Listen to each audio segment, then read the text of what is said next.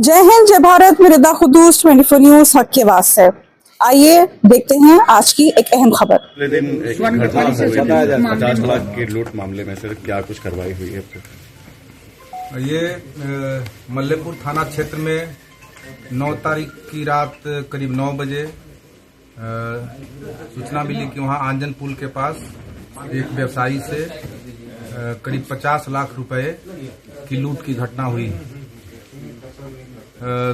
इस घटना में त्वरित कार्रवाई करते हुए हम लोगों ने उसके पलायन की दिशा में और टेक्निकल इनपुट के आधार पर करीब 72 घंटे के अंदर इस घटना में शामिल 5 अपराधियों को गिरफ्तार किया है और जो लूटे गए जो रकम थी 50 लाख रुपए, उसमें से 45,06,000 रुपए अलग अलग जगहों से बरामद किया है।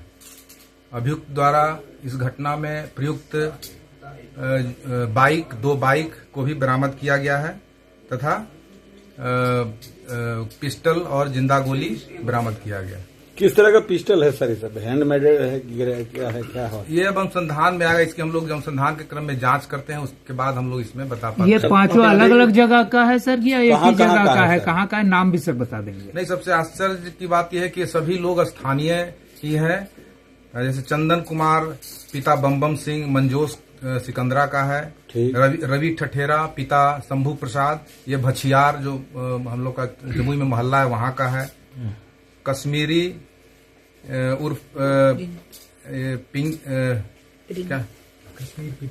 पिता अशोक ठठेरा ये भी भछियार का ही है, अंकित लोहार पिता संतोष विश्वकर्मा ये खैरी जमुई थाना क्षेत्र का है, और छोटू यादव पिता राजमंगल प्रसाद बिठलपुर थाना जमुई का है। इन लोग का कोई गिरोह है या किस तरह से काम करता था सर? नहीं, आपराधिक प्रवृत्ति के तो इनका आपराधिक इतिहास भी है और इसमें भी एक मुख्य जो सरगना है राहुल ठठेरा, उसकी भी हम लोग गिरफ्तारी का प्रयास कर रहे हैं, वो भी जल्द गिरफ्तार हो। पीड़ित परिवार ने आशंका व्यक्त किया था सर कि मतलब रैकी किया जाए, कहीं ऐसा तो नहीं रैकी कर रहा था? ये घटना को कैसे अंजाम दिया गया सर? कैसे इसका खुलासा किया आप लोग सर? क्या तथ्य सामने? जो एक बात बता दूं कि ये घटना जो है बिना रेकी के नहीं हो सकता है। वादी जो इसमें पीड़ित थे उनके घर से निकलने से लेकर के घटना स्थल तक का उसका रेकी हो रहा था और जो अपराधी थे उसके घर से ही उसके पीछे लगे हुए थे और जो सुनसान जगह पर ये घटना पीड़ित के द्वारा भी बोला गया सर कि इस पूरे घटना में 2 बाइक के साथ साथ एक टेम्पो भी था जो मल्लेपुर के तरफ से उस समय आया था और कह रहा था कि जल्दी चलो काम कर लो। तो इसे टेम्पो अभी हम लोग इसमें अनुसंधान करेंगे कि आखिर टेम्पो वाला उससे संबद्ध था, अपराधियों के साजिश में वो भी शामिल था।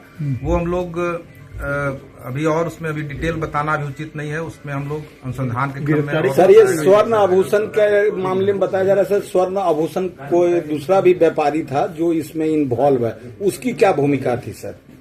ये अभी जब और जो मुख्य सरगना पकड़ाएगा और अनुसंधान में हम लोग आगे जैसे बढ़ेंगे तो इसमें पता चलेगा कि इसमें और किसी का साजिश है या क्या, लेकिन कहीं न कहीं से कोई जो उनका नजदीक आदमी जो है वो जरूर इसमें मिला हुआ है जो अपराधियों को सूचना दे रहा है। लूट का सारा सामान सर रिकवरी हो चुका है क्या? हाँ, जैसा मैं बताया ना कि जो FIR है उसमें 50 लाख के लूट की घटना के बारे में प्रतिवेदित किया गया था, तो उसमें से 45,06,000 रुपए बरामद किए गए। सर कितने लोग थे इसके बारे में बताया नहीं गया है, न FIR में है तो उसकी जानकारी नहीं। सर आपसी पैसा कितना बंटवारा किया गया था सर सब लोगों के बीच में? बरामदगी सर अमाउंट जो है एक ही जगह से हुआ, अलग अलग जगह से? नहीं, इसमें अलग अलग जैसे जो सबसे ज्यादा अमाउंट तो राहुल ठठेरा के घर से हुआ है और बाकी जो पकड़ाए हैं उनके पास से भी अभी उसको तत्काल किसी को 50,000, किसी को 20,000, किसी को 1 लाख ऐसे करके दिया था और हो सकता है जब वो मुख्य सरगना पकड़ाएगा तो और डिटेल पता चलेगा। अच्छा सर, स्वर्ण व्यवसायी सर 50 लाख कैश क्यों ले जा रहा था सर? क्या उस पर क्या अंकुश होगा सर? ये अब अनुसंधान का विषय, हम लोग इसको आयकर विभाग को भी देंगे उसमें कि वो अगले अपने स्तर से वो छानबीन करेंगे कि आखिर ये 50 लाख रुपए कौन ले जा रहा था, कहाँ से ले जा रहा था, कहाँ से लाया, तो ये सब अलग विषय है। सर मुख्य आरोपी जो राहुल ठठेरा है वो कहा जा रहा है कि सर जेल के अंदर से बैठ के पूरी योजना को तैयार किया था, इसमें कितनी सच्चाई है सर? ये अभी तुरंत हम कह नहीं सकते। इसमें छानबीन होगा तब डिटेल पता चलेगा कि इसमें जेल से भी कोई साजिश की क्योंकि सर 7 तारीख को जेल गया था, उसी कहा जा रहा है कि वहीं पे पूरी घटना को अंजाम देने की बात करें। तो ये सब अनुसंधान में आएगा, डिटेल इसका अनुसंधान में होगा। 5 की गिरफ्तारी सर कहाँ से हुई है? ये सब इसी क्षेत्र से अलग अलग जगहों से हुई है। उनके यहाँ भी वो हम आपके माध्यम से अब बताएंगे कि यहाँ भी जमुई जिले में अब हम हर जो भी किराएदार का उसका सत्यापन का काम भी हम शुरू करेंगे, क्योंकि इसमें कई लोग जो बाहर मंजोस वगैरह के हैं वो भी जमुई में आकर के रह रहे हैं। तो ऐसे मकान मालिक से मेरा अनुरोध है कि वो बिना सत्यापन के किसी को किराया पर अपने प्रतिष्ठान को न दें। उस पर हम लोग आगे फिर हम लोग अभियान चला करके इसमें हम लोग कार्रवाई करेंगे। सीसीटीवी का सर क्या मदद लिया गया था, कहाँ काम कर रहा है?